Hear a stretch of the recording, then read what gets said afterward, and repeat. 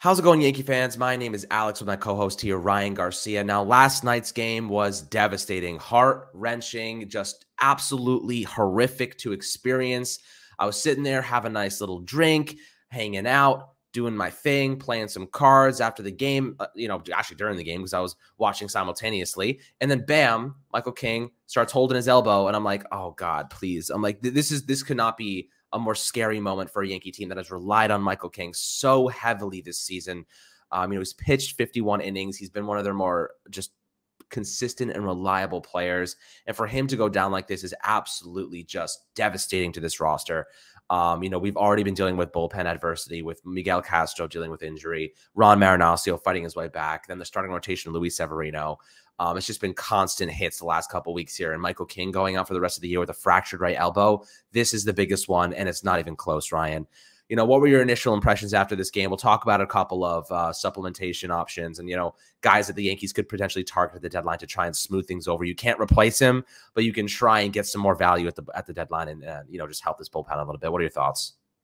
Michael King is probably one of the toughest losses you could have to this team because you think of late game relievers, they have one of the highest impacts in your win probability, right? Because they have give up one run and suddenly you look and your chance of winning the game are significantly lowered, right? We saw this with Chapman where 7-3 game, your win probability is you're chilling. You're probably at like a 90%, something like that. He gives it that home run and it is way closer to 50%. It is, now the Orioles are back in the game. So you see the value of a high leverage reliever, and King was able to come in there and be the fireman and get the Yankees out of it. As you mentioned, it was a horrifying sight seeing him holding his elbow like that. And, that's not the first Yankee reliever to have that happen to them at Baltimore. We saw it with Green, where this is the second guy you're losing, like that. And those are some of your highest level leverage guys. King, Green, those are two of the guys who are just, so important for this team down the stretch last year. And we're supposed to be so important for this team this year. And King has been great for the Yankees. Absolutely phenomenal, right? You look at the ERA, the strikeouts. He's just disgusting, right? Even that Houston quote unquote meltdown. It was a weak hit ground ball that lost him the game. He's worked himself in and out of trouble so many times. He's been so dominant. It's really upsetting, but you got to look forward. You got to look for another option. And I think the Yankees are not going to go get a David Robertson. I would love them to, but I just don't see it happening. I think there are so many teams who are interested, like the Mets or maybe even the Twins. Those are two teams that have reported interest that I know of from actually, like credible reporters, So they'll probably drive up the market. I don't think the Yankees are in the market of giving up a top 10 prospect for David Robertson. But if you look at some of those like quieter names, like a Joe Jimenez, he pitches for the Detroit Tigers. He's got a year and a half of control left. Tigers absolutely stink. He's got a 3.28 ERA, which is good, but not elite. But look at his strikeout numbers, 34.8%. That's actually higher than Michael King's. 5.7% walk rate is really low. If you look at his vertical and horizontal movement, I looked at it a couple weeks ago because I was looking at him as a trade option, but his horizontal and vertical movement are literally identical to Garrett Cole's on his four-seam fastball. Now, he doesn't throw it nearly as hard. Cole throws 97. He sits at 95.6.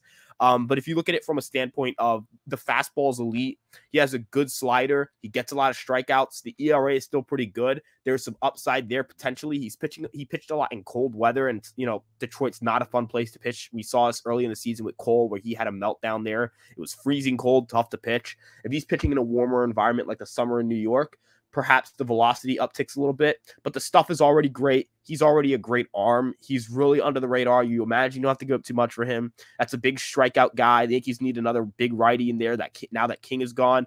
I think he's a great fit. Now, if you want to go for a more established guy, Robertson, sure. Daniel Bard of the Rockies might be an option, but reportedly they're not going to trade him. And we know the Rockies, they're weird with selling. Last year they didn't trade Trevor Story. That made no sense. But man, it's going to be tough because even those guys, I mean, how much better do you think they're going to be than Michael King was for you, especially with Michael King's ability to give you 2 innings? You can't really replace it. So we'll see. But I think Jimenez kind of stands out as an under the radar option that not many people are thinking about, but could be, out of nowhere. Yankees get him, big time arm.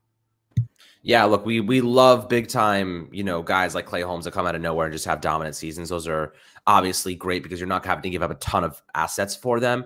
So David Robertson is on a 1-year, $3.5 million deal. His salary is not anything significant. He is a free agent after this season, so he can sign anywhere. But he is having a pretty damn impressive year with a 1.93 ERA over 37.1 innings, 11.57 strikeouts per nine, 90% left on base rate, and about a 49% ground ball rate. His cutter has been phenomenal. He's touching 96 with it now. He's 37 years old, for goodness sake. I mean, he's killing it this year. But I'll tell you this, like, do you really think that it would take a big prospect to get him? I know there's a lot of interest, but I feel like no team is going to be willing to give up like a good prospect for him, maybe like a fringe guy.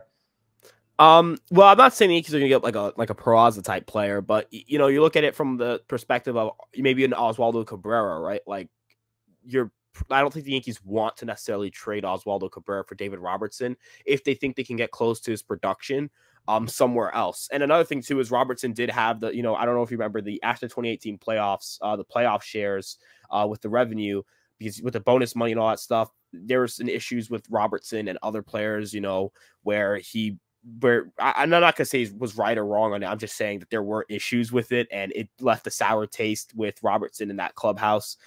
So maybe the organization isn't necessarily keen to bring him back. Maybe he isn't necessarily keen to return to the organization. You know, the Cubs are going to have suitors. I'm just thinking from the standpoint of, you know, who's going to be available and who can the Yankees kind of get, because they might need more than one guy, right? Especially with Chapman's struggles, you might need two guys, right? So you might need to and if you want a Soto or a Castillo or whoever it may be, you might need to diversify your assets a little bit and, you know, sprinkle and try to buy low on some guys and kind of Clay Holmes them into a bigger role. Or even you look at how Albert Abreu's pitched, right? Maybe just get a guy like Abreu, and he just kind of comes in and he flourishes here. It doesn't have to necessarily be a D-Rob. I would love a David Robertson because he has experience closing in big-time games, and I think we both agree here where we would value a guy who could be an alternative to Clay Holmes closing a game. The Yankees don't really have that outside of Wandy Peralta. Loaizaga isn't necessarily back, though. I do trust that Loaizaga could get back. I'm not confident in it enough to say that he's going to be back. You start throwing in the ninth inning situations. Chapman is absolutely horrific, right? He's so unbelievably bad. He is so unbelievably terrible. He gives up so many home runs. He walks so many guys. He's so unreliable. He's absolutely garbage. I think we're getting to the territory with him. You have to DFA him. Like, he's just terrible. He's so bad. Eat the $6 million that are left for the rest of the season and just kind of figure it out from there. You have Marinaccio and Abreu who can fill in some innings. Litke, you know, he's kind of up and down, but on the season, his numbers are good. So, you know, he's at least got some value for you. You just need that one or two guys who can just be, you know, the henchman in a sense to Holmes and kind of set up for Holmes so that Juan doesn't have to, you know, burn his arm out doing it, or you don't have to burn out Holmes either, because Holmes' usage is going to go up a lot if the Yankees don't get another arm. And I'm kind of concerned about his usage rates because I don't want him to get hurt either. Yeah, I mean, the Yankees have to be extremely careful moving forward. Marinaccio is coming back from that injury, the inflammation, the dead arm. Did pretty well in Somerset yesterday, so that was pretty good for him. He's on his way back, should be maybe making a return early next week or even tomorrow. So we'll see what happens with Marinaccio, but then you have Miguel Castro, who's been kind of a little bit unreliable, has been changing up, using his slider more, has great velocity, but just doesn't really locate that fastball very well, that sinker. So I'll throw out a couple names for you that may be intriguing. Anthony Bass and the Miami Marlins, 1.33 ERA over 40.2 innings this year. You know, they have some good chemistry with Miami. You know, general manager Brian Cashman has connected with them with deals in the past, so maybe that's somebody they could look at. Scott Efros from Chicago, he's been pretty solid this year. Side armor with a nasty slider sinker combo. He might be interesting. Then you got David Bednar from the Pirates, and the Yankees love to do deals with Pittsburgh. What do you think about those three guys? Like, maybe Scott Efros is interesting because he's basically a rookie this year. Really did not have much action last season, only 14 innings. So he's really in his sophomore season, 41 innings pitched this year, 2.85 ERA, been pretty damn impressive, but he's just so new. I don't know. He might cost us a little bit. He's 28 years old, so he is a bit older. So I wonder what they would want for him. What are your thoughts on those guys? So, you know, Efros is interesting because he is someone who I don't know if the Cubs are going to have available. And I guess Bednar is in the same breath with the Pirates, where it's like, are they going to be available? I guess, you know, if they are, that'd be great because those are two really strong arms. And they, you know, especially Bednar, he's been a high leverage guy for the Pirates. closing out big games, doing all that stuff. I think Bass is probably the most realistic option of them. And I think he gets slept on a little bit. He has a good strikeout rate at 25.6%. His walk rate is really low at 5.1%. His ERA is really strong. And while I don't know if he's going to be a sub 2 ERA guy like he is right now with 1.33 ERA, I do think that he can still be, a 2.5 ERA guy. He's pitched in big innings for the Marlins. He's one of their highest leverage guys. He's really, really good. He's a good righty. He throws pretty hard. His slider is his primary pitch, and that's probably his best pitch. Bass is what I think he's a rental, so I'm pretty sure his contract's up after this year. He's not too expensive. Again, if you're the Yankees and you want a low cost option, that's probably a really good one. I mean, I mentioned Jimenez, but I think Bass probably fits that mold of high leverage guy a little bit better, just because you can throw in Bass in the 8th inning, and he's got a ton of experience already this year. And I mentioned Joey Wendell before. Maybe do a package deal there with Wendell and Bass, and kind of strengthen your shortstop depth, and also go out and get a really solid reliever. And he's a probably guy who's going to fly under the radar. So, we'll see with these guys. But I think Bass is probably the most realistic of the three. But Bednar would be the best of the three because he's a closer and he's been, electric for the Pirates. I just don't know if the Yankees are going to be in that market because, if he's available, I got to imagine other teams are going to be throwing a ton of good prospects because he's got a bunch of control. And we know the Yankees, I think Chapman, Britton, Ottavino kind of scared them away from investing big assets into a reliever. So we'll see. Yeah, I mean, looking at Bass, has a 95-mile-an-hour fastball, has a sinker, is using 26.9% this year. I imagine the Matt Blake effect would probably increase that number pretty substantially. Slider, like you mentioned, 57.8%, 86 miles an hour. Pretty good stuff. I mean, he's a little bit older, right, at 34 years old, so he's still got a couple of years left. He's on a 2-year, $5 million deal as a club option after this season. So, the Yankees would have a little bit of control if they wanted to keep him around. He's having probably the best season of his career up to this point, aside from his rookie season back with the Padres back in 2011. 1.33 ERA this year, over 40.2 innings. Not a big strikeout guy, but 82% left on base rate, 38% ground ball rate. Actually had a 43.7% ground ball rate last year, and really was hovering in the 50s to high 40s throughout his career. So he is really capable of generating those ground balls. I imagine if he increased that sinker usage, he would probably get a little bit more value out of it. But it's interesting to see kind of where he's going with this. He's using his 4-seam fastball a little bit more than he has the last 2 years. Interesting pitcher there. I think that you might be right. He could be an under the radar type of guy that could have some good value for this team. And you might be able to package him with a Joey Wendell and just provide more shortstop depth and just at least allow Wendell to compete with IKF, since, IKF has had his inconsistent streaks and moments over the past couple of months. But, is there any other names that you have in mind? David Bednar, like you mentioned, would be the hot one. But I do believe, like you said, a lot of control there, 5 years of control, free agent 2027. You're going to have to give up a pretty good prospect for him, considering he has 4 years of MLB experience at this point, 2.89 ERA this year, 11.75 strikeouts per 9. 75.5% left on base rate. I mean, he's just absolutely killing it, as he has been in 2021 as well. What are your thoughts? Any other guys that might be under the radar?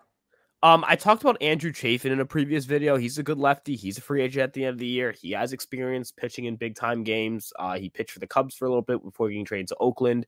Last year, and he pitched pretty well. This year, he's been a lot better. He's getting more strikeouts, using the slider more.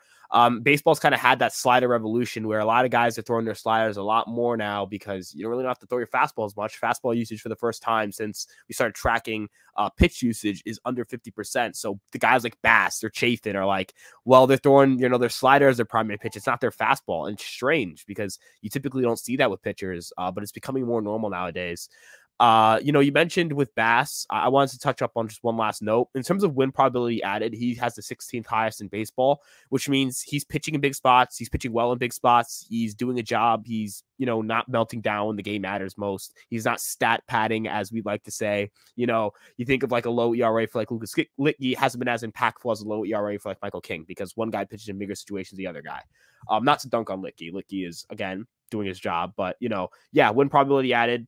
He's doing a good job there. So I'd be pretty happy with Bass. Chafin is another guy, as I mentioned, could be another name out there. There's a lot of guys out there that are just guys. They're solid relievers, have some upside, or they're already established relievers, and you can just need to hope they sustain what they've already established. Hopefully they can just get more deep in the bullpen, and maybe one of these guys step up, and Abreu or Marinaccio, one of these young kids just step up and do a job and can kind of contribute to filling in for King for now before we can go out and make these additions. Yeah, man, Marinaccio is going to probably be a big one down the stretch for this team. He's going to have to step up and be a pretty much dominant relief man and help set up Clay Holmes a lot. So we're going to need a lot of good stuff from him. And then, we'll see what happens with Zach Britton. He's coming back in a couple months here. Hopefully can make an impact. There's no guarantee he's going to make it back or he's going to do anything positive. But at the very least, they have somebody that has a lot of experience, can close games, can set up games, can do anything you need him to do as a lefty. But guys, I'd love to hear perspectives below on this situation with Michael King. Anybody you have in mind the Yankees should supplement his loss with. Of course, replacing him is pretty much impossible, but they can get a couple guys that may be able to add to the bullpen and to the strength of this unit. But make sure to like and subscribe as always below, and we'll catch you guys on the next Fireside Yankees video.